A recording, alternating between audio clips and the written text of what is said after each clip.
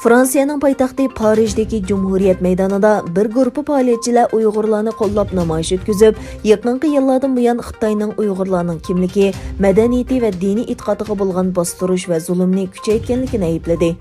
Faoliyatchilar mundaq deb ko'rsatdi: 100 minglagan kishi Sharqiy Turkiston rayonidagi paxta itizida ishlashga majbur bo'lgan.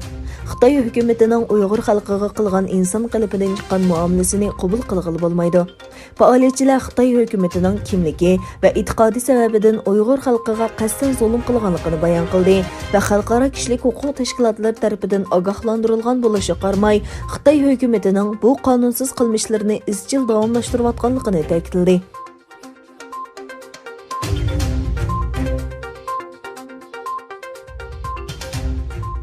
Amerikaning Birleşken Devletler Teşkilatı'da turuşluq vakili Mark Kasayri 12 Mart Birleşken Devletler Teşkilatı Huquq Kengashining yig'inida Xitoyni etnik va diniy asonliq millatlarni xo'rlash, jumladan Sharqiy Turkistondagi Uyg'urlarga qarata insoniyatga qarshi jinoyat va irqiy qirg'inchilik sodir qilish bilan ayblagan.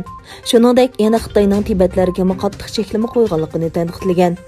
Bu Amerika vakilining tunji qatim Xitoyni Birleşken Devletler Teşkilatı'da Uyg'urlarga irqiy qirg'inchilik qilish bilan ayblashidir.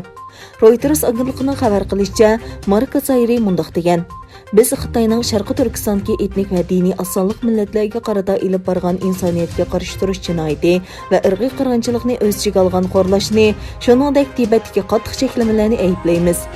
Yig'inda yana Angliya vakili Julian Bersevitmo Sharqiy Turkistonda yuz berayotgan keng ko'lamlik va sesimliq kishilik huquq tafsirchiliklardan andisha qilayotganligini bildirgan.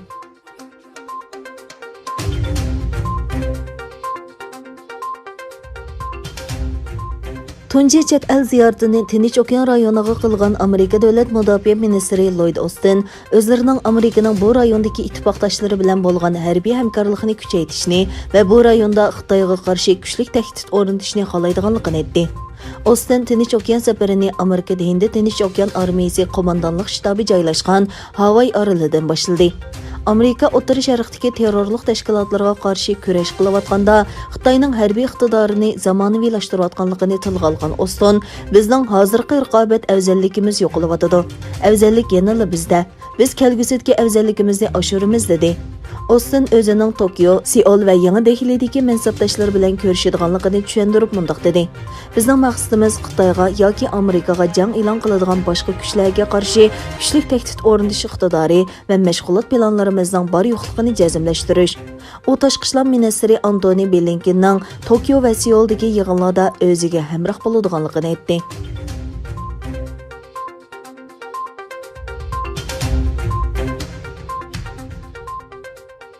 Yaponiyaning davlat mudofaa ministri Nobuo Kishi Xitoyning dengiz qirg'i muhofazat atrofidagi qurol ishlatishga huquq bergan qonuniy talash tortishliq, chunki uningda xalqaro qonunga xilof belgilama bor dedi. Yaponiyaning davlat mudofaa ministri Nobuo Kishi Xitoy dengiz qirg'i muhofazat atrofining chet el paraxodlariga qarshi qurol ishlatishga huquq bergan qonunidan andisha qiladiganligini bildirdi. Bu qonun 1 fevraldan boshlab yo'lga qo'yilgan edi. Kanadada turishliq aqlli Ambri tarafidan uyushtirilgan sin yig'iniga qatnashgan kishi talash tortish temasi bo'lgan bu qonunda aniqsiz omillarning borligiga diqqat qildi. Dengiz qirg'i muhofazat atrofiga berilgan qurol ishlatish huquqiy masalasiga qarata kishi buningga qo'llanilgan rayonlar va huquq doirasi aniq bekitilmaganligini bayon qildi. Bu qonunga xalqaro qonunlarga zid belgilamalarni o'z ichiga olganligi uchun talash tortish qo'zg'aganligini tilga olib, Xitoyning sharqiy va janubiy dengizdagi jiddiylikni kuchaytirish urinishini qabul qilg'ili bo'lmaydiganligini qayta ta'kidladi. Kishi yana mundaq dedi: "Yaponiya o'xshash qimmatga ega Kanada bilan bo'lgan munosabatni yaxshilab, Hind Tinch okeanining erkin va uch holatini saqlab qolishni xohlaydi."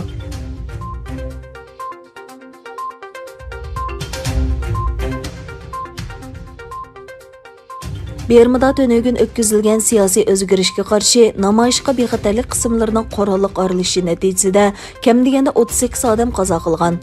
Berma siyosiy qo'lga ilinganlarga yordam berish tashkilotining bayonotida aytilishicha, askarlar va soqchilar tönögün davlatning nurg'un rayonlarida haqiqiy o'q ishlatib namoyishga mudoxil qilgan.